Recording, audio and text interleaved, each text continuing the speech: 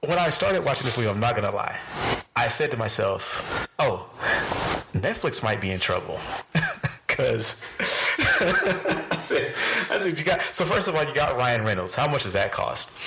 Then at the very beginning of this movie, a lot of big action, a lot of big explosions, huh? 150 million. That was the budget. Jeez Louise. Mm-hmm. Yeah, they're not getting that back. You said how much did Netflix spend to get Ryan Reynolds? Yeah. Remember over the summer when we got to talk to Rob Liefeld at the Comic-Con, and he said basically Disney spent $68 billion for the rights to have Deadpool and Ryan Reynolds. Right. So you imagine it's a lot of money. It's quite a bit of money. They got him in this movie. They also have another actor. My guy's brother. He played. I knew his name earlier, but I can't think of it. But it doesn't matter. The movie's not that great.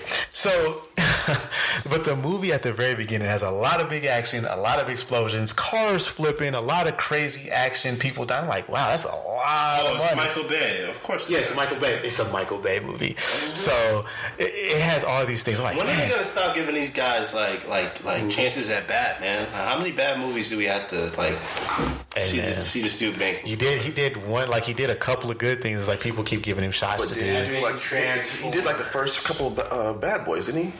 Yeah, the first two. Yeah, so like, not all bad. What else? But most of it, the rest of it hasn't been great. Teenage Mutant Ninja Turtles. Right. That was bad. Yeah. The first Transformers was good. That was okay. The first Transformers was just, we were hyped to see Transformers. It was okay. Comparable to the rest of them, it's like, yeah, I guess that's the best that you can get. I actually didn't mind the last Transformers that came out. You talking about the one with Mark Wahlberg? Yeah. I definitely mind Cade Yeager, the scientist. What kind of bullish name is that? Cade Yeager. Anyway, I'm not about to get into this with you guys.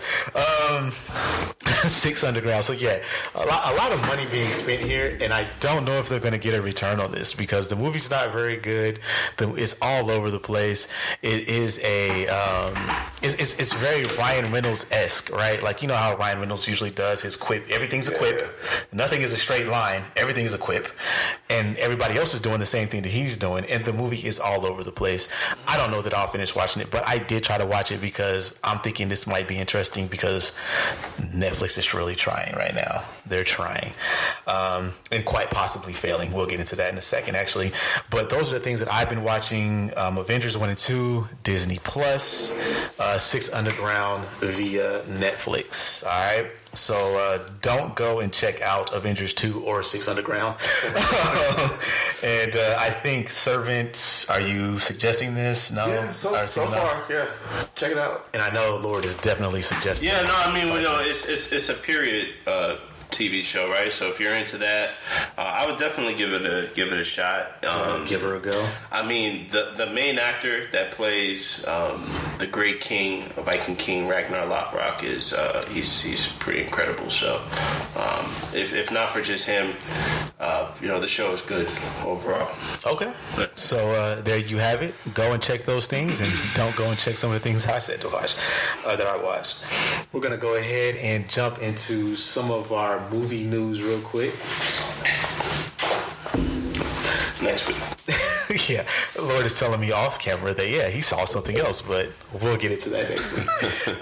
Anyway, let's go ahead and jump into some of our movie news. So first off, we'll go with early news, early reviews. The Witcher, Netflix's The Witcher is bad. Well, now I saw the notes on that, man, and I looked it up, and IMDb, maybe it's bots, I don't know, but it's got like a 9.2. Maybe it's bots. It could be. I saw 2 different articles from. No, that was Rotten Tomatoes. I'm just gonna pull it up. Go ahead, pull it up for me real quick. No, we don't trust Rotten Tomatoes. Yeah, we don't know what they're talking about. So, and it was critics. Let me make sure.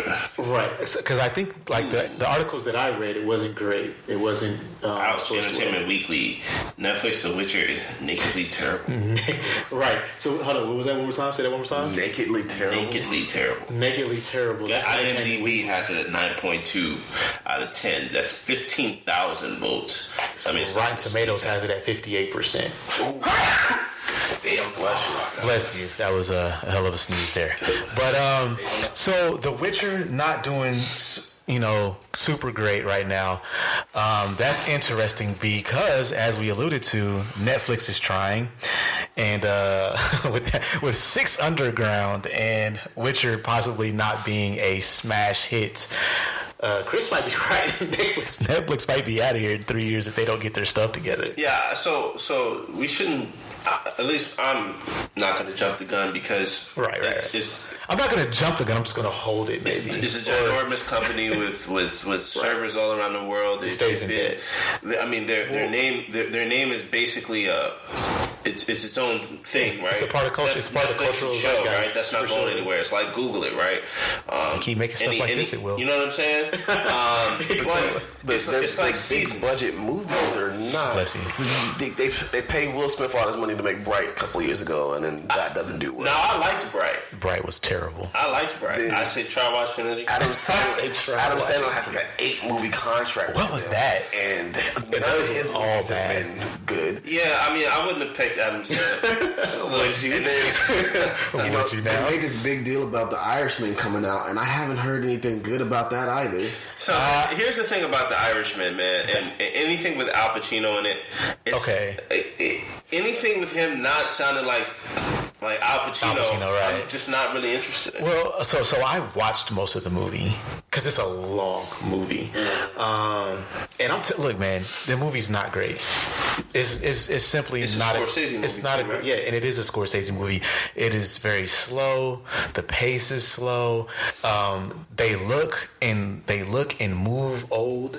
They're supposed because they transition from young gangsters to old gangsters throughout the course of the movie, but they continue to play themselves. So when they're supposed to be doing young gangster stuff, they're still in their 80-year-old body, and it looks bad. It didn't make me feel anything really for that. But there is people who are on one side who say, "Oh, this was great." Like I saw a list where this was one of the best movies of the year, top movies of this year. But I also see people say, "No, it's not. It wasn't that good. It's just it has people in it that you love and that you wanted to see, and it's Scorsese." Did it get nominated for an award? It probably did, but to me that doesn't mean anything.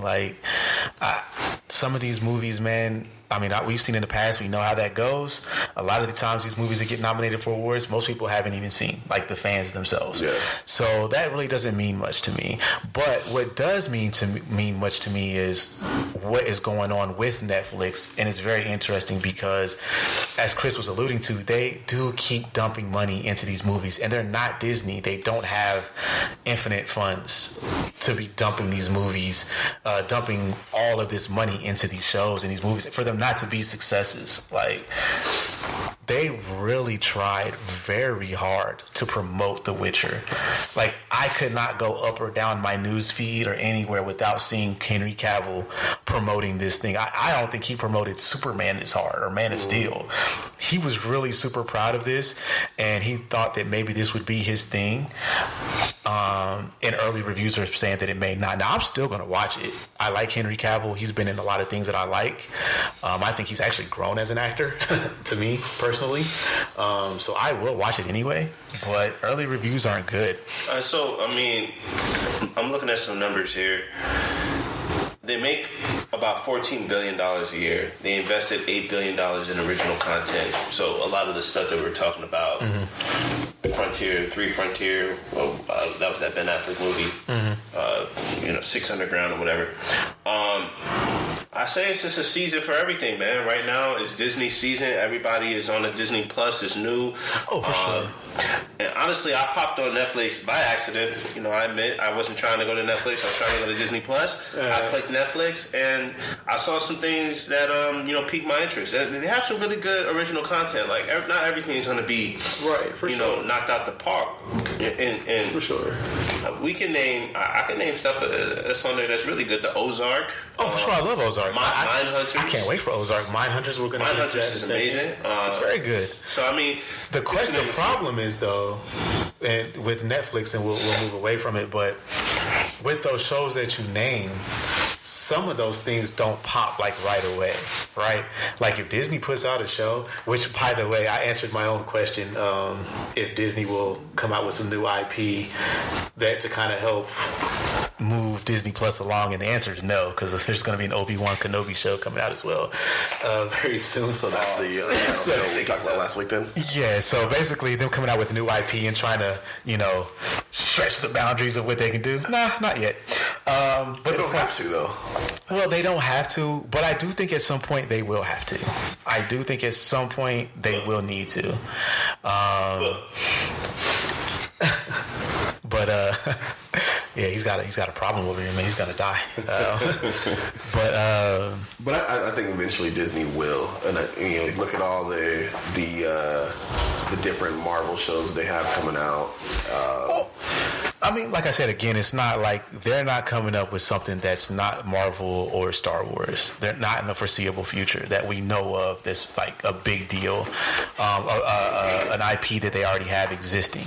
I'm waiting on them to have to do something that is brand new and push it out to the world and see what the world thinks. Kind of like Netflix is having to do. Speaking of Disney, I finally saw the trailer for Free Guy, and the opening title on that, they used a joke that I thought would have been reserved for like a Deadpool movie, but they used it for Free Guy, because it says from the company that brought you Beauty and the Beast, Aladdin, and Lion King, and then it said twice at the bottom. Oh, that's pretty funny though. That should have been a joke. And it's like they're mocking, mocking everyone. Like, haha, we were taking your money. But Chris is referring to Free Guy, which is a Ryan Reynolds movie that'll be coming out, where basically he is a character in a video game. And I'll be honest with you, besides Deadpool, this is the first thing I wanted to see Ryan Reynolds in, because it looks actually pretty funny. So I will be on that ride. But that is pretty funny though. I'm glad that Disney's making so much money that they can take shots at themselves. That's pretty dope. Yeah, we'll see what happens with The Witcher. I'm going to watch it anyway. Let's see. Next on the docket, we had... go ahead. You had something? Yeah, it's just about The Witcher, man. So I'm not like too deep into it like the way some people are, but I did play the video game. It was a good video game. I don't know. Henry Cavill just doesn't come across as Geralt of is it Riviera? I think or Riviera. Yeah, I'm not really sure because I never played the game. No, he just doesn't come across as Rivia. Oh. There you go. Geralt. So our production manager, Geralt. I think he said Geralt. I said Geralt. No, I think Henry Cavill says Geralt. Oh God! All right, so it's Geralt and it is because I remember it from the game, but I don't know. Henry Cavill, his skin is too smooth, right? He's like a baby. He doesn't have any pores. He's not tough. He's not. Right? He's supposed to be playing a demon slayer or like a monster slayer. I mean, he is like, he's a pretty guy. Like, come on, man. Like, it's supposed to be. And it's weird because he's like baby smooth skin and then he's hella strong. He's hella strong. It's just, he's Superman. He's a pretty guy. Yeah, he's Superman. Is that he's supposed to be in his young years, not where like the games have him where he's like in his like later years after a long time. Hey, he's not. Okay. It's a prequel. It's truly based on. Did they say that? Yes. Okay. Because I didn't know if they. It's going to be the build into what you see in the games now. Oh. Okay, well, yeah, I mean, we'll see. Smooth baby skin, Henry Cavill. That's what you get out of that. I'm gonna watch. I'm gonna see. I'm gonna see what's going on there. I wish my skin was that smooth, brother. Don't I? I don't know what I'd do with it, but I probably enjoy having smooth skin. It's like a lamb skin. I wouldn't know. So what the next thing you got going on? So yeah, Brad Pitt vowed to make quality movies after starring in Troy. After Astra? No. After starring. We'll get into that next week. But after starring in Troy, which kind of hurts my heart because I love Troy. Right. What? Come on, man. There are no pacts between lions and men is the coldest line I've ever heard anybody say to anyone anywhere. That's dope. What? But he said basically he didn't like how things were done, I guess, on the movie set, and the movie wasn't the way he wanted it to be. With Troy? It's a badass movie. Bro, it's one of the baddest ass movies that there is. But he said, he decided after Troy he was going to do quality movies. Like, I don't know what to think about that because I love Troy. You know, and to be honest though, he's done some really good movies. We won't talk